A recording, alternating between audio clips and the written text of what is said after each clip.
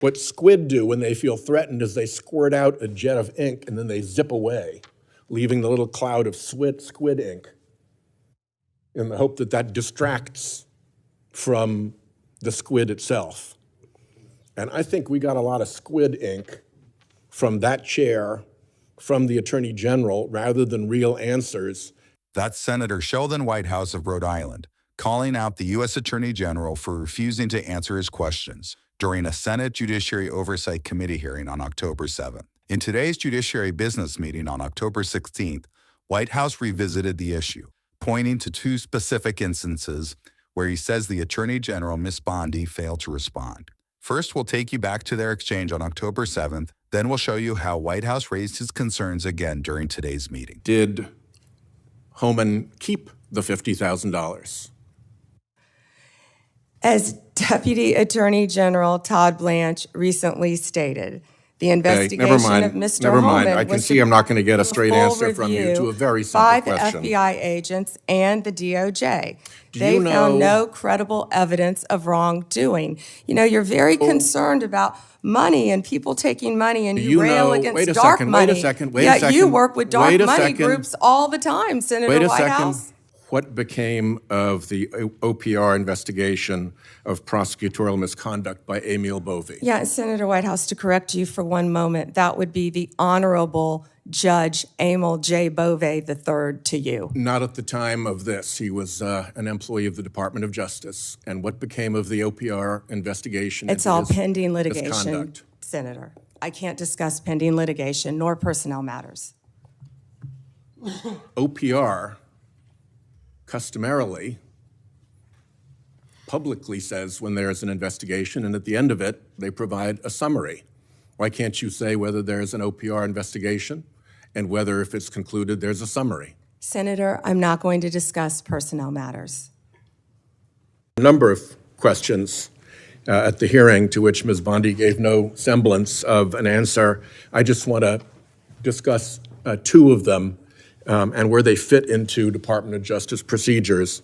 The first has to do with when FBI agents get cash to be able to use the cash in an investigation.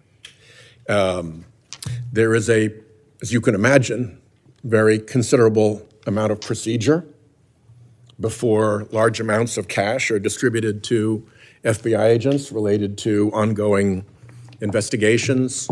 There's actually a unit called the Commercial Payments and Confidential Services Unit that oversees how those payments are distributed. When an investigation in the field sees a need for those funds, they contact the unit transfers the funds to the field office, and the FBI agents go on about their business. As you can imagine, that is all subject to regular report and regular audit. And I would also add, it's a purely administrative matter. It's follow the money. And particularly in a case like this one, Mr. Homan, the case is closed. So there's no danger to an ongoing investigation.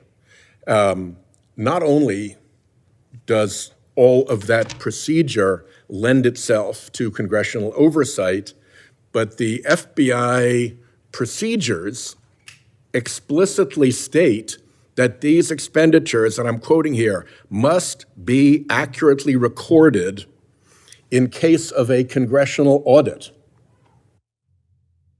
So if the FBI recognizes that they need to track these funds in case of congressional audit, then nobody can argue that it's impossible or improper for Congress to audit or question those funds. And of course, if $50,000 goes out of a U.S. account and then doesn't come back, that's a worthy question as to why that money that was put out of a U.S. account never came back. So that's the FBI procedures background or backdrop, if you will, to the question that I asked that the Attorney General, in my view, improperly refused to answer. The other has to do with the Office of Professional Responsibility. And here's how what's called OPR within the Department of Justice works. Anybody who's got a complaint about the way in which a Department of Justice attorney has conducted themselves sends their complaint to OPR. OPR does what they call an initial review that screens out the crank calls and the meritless accusations.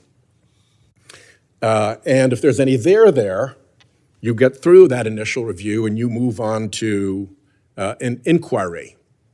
They call it initiating an inquiry.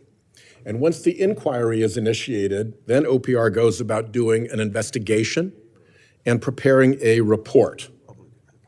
So what happens with the report customarily is that a summary of the report is prepared, and that is released publicly.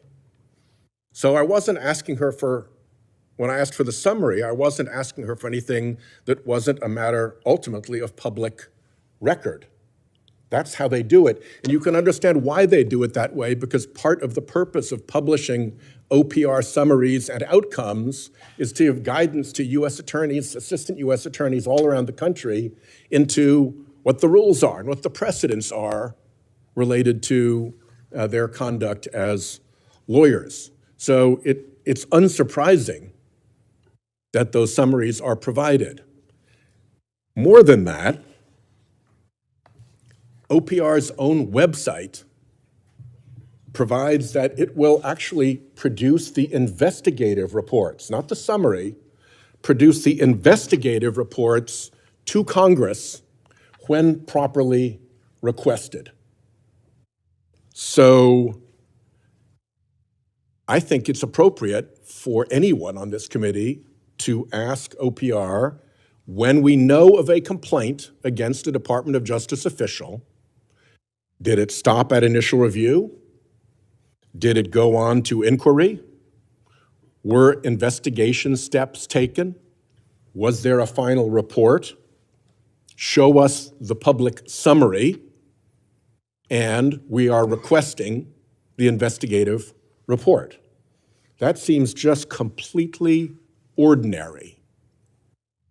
And for that reason, I would hope that the committee generally, knowing that this goes back and forth, would support my pursuit of actual answers to those very simple questions that the Department of Justice itself acknowledges Congress has the right to get.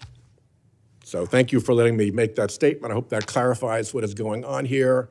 I do not intend to give up on answering these questions just because, well, let me say, I'm married to a marine scientist. And one of our big products offshore from Rhode Island is squid. And what squid do when they feel threatened is they squirt out a jet of ink and then they zip away, leaving the little cloud of squid ink in the hope that that distracts from the squid itself. And I think we got a lot of squid ink from that chair, from the Attorney General, rather than real answers. And I think we're entitled to real answers. And in these two cases in particular, Department of Justice procedures concede that Congress is entitled to answers. So thanks for hearing me out. For more congressional news, stay tuned to Congress Clips, and thanks for watching.